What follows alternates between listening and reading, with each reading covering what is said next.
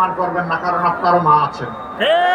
আপনার মাকে সম্মান করুন, তাহলে আপনি সারা দেশের মাদেরকে সম্মান করতে পারবেন।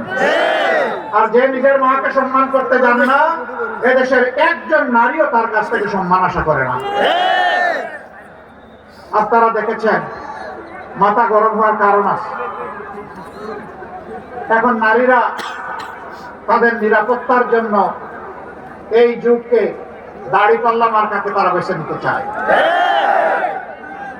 একজন তরুণী তার পছন্দের পোশাক পরে তিনি বের হয়েছেন।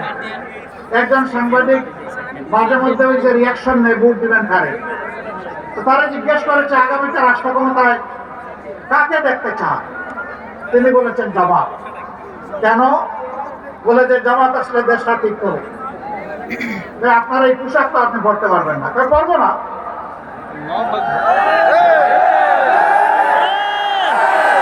এই পোশাক বদলাতে হবে, তো বদলাবো। এরপরে জিজ্ঞেস করেছে জামাতের কোন জিনিসটা আপনার ভালো লাগে, পছন্দ হয়? ওই জামাত পুরাটাই আমার ভালো লাগে।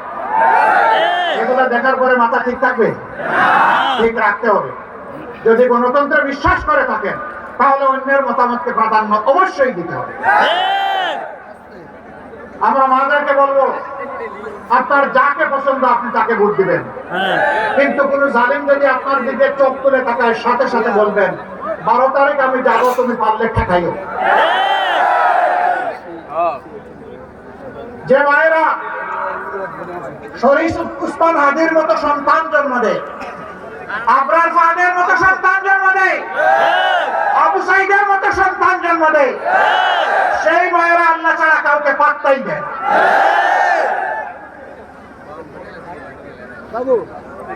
তারা পৃথিবীর রাজ্য কায়েম করতে চায়। সম্মানিত ভাইরা, ভয়কে যে জাতি ইতিমধ্যেই জয় করে ফেলেছে, এই জাতিকে হিসাব করে কথা বলবে। যদি সত্যি গণতন্ত্রের প্রতি আস্থা থাকে, তাহলে নিজের কাজ নিজে করুন, অন্যটা তাকে করতে দিন।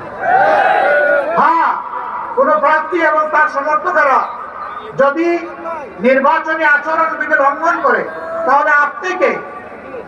আপনি অথরিটি যারা আছে, নির্বাচন কমিশনকে বলুন, রিটার্নিং কর্মকর্তাকে বলুন, অ্যাসিস্ট্যান্ট রিটার্নিং কর্মকর্তাকে বলুন, সরকারকে বলুন, কিন্তু আমাকে বাধা দেওয়ার আপনি কে? ইতিমধ্যে বাধার লক্ষণ আপনারা দেখতে পাচ্ছেন। ঢাকার রাজপথে আমাদের কলিজার টুকরা বিপ্লবের প্রতীক হাদিকে হত্যা করা হয়েছে। শেরপুর জেলা একটি উপজেলা জামাতের সেক্রেটারি মৌলানা রেজাউল করিমকে হত্যা করা হয়েছে নির্মমভাবে। হত্যা করে কারো গতি থামাতে পারবেন না।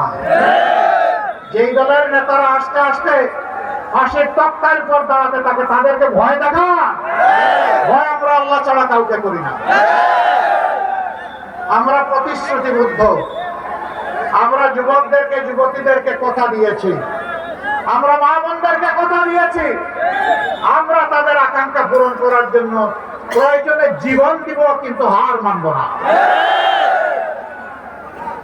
প্রিয় লোকের পাশে আপনারা